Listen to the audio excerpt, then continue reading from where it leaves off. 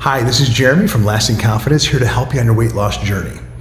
Now, you may not know this, but my wife Kim and I have been in the weight loss industry for over 30 years. We used to run a program called Project 42, where the average fat loss was 42 pounds in 42 days.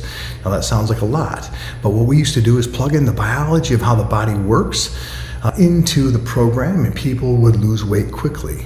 The first portion of what we would teach in that program was mindset. Why? Because the things we think and how we think, it dictates what every cell in the body does. If you were to think a thought of stress and anxiety, of what you can't stand, you don't like, what you're fearful of, that right there creates chemicals of stress. So those thoughts of stress, they produce cortisol and a number of other hormones as well. But let's just talk about cortisol. When your body is producing cortisol, it's a stress hormone. So it's telling your body, take the path of least resistance.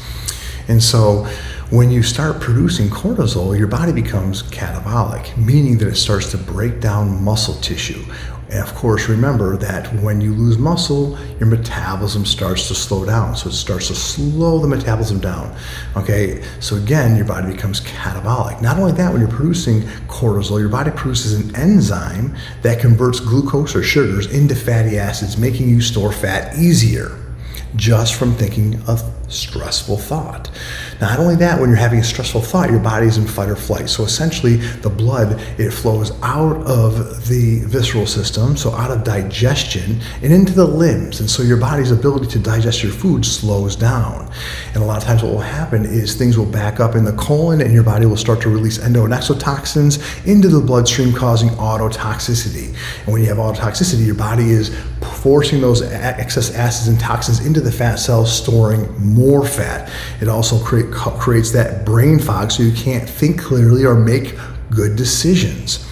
And of course, also, when you are producing cortisol, you're in that stress state. So the blood is in the limbic part of the brain, the back part of the brain where you're reactive. And when you're reactive, you're not making good choices. And so essentially, sometimes you're eating these foods that you know are not good for you, but you can't seem to help yourself. It's because you're in that stress state. So again, the things you think and how you think, it dictates what every cell in your body does. So we want to start by exercising the mind. It's just as important to exercise the mind as it is to exercise the body. So manage your stress, manage the way you think and how you think. Put a smile on your face and keep it there all day long. Okay, when you have a smile on your face, it's hard to have a negative thought. But the bottom line is, you want to manage stress. If you want a few more tips on how to do this, get a hold of us. We're here to help.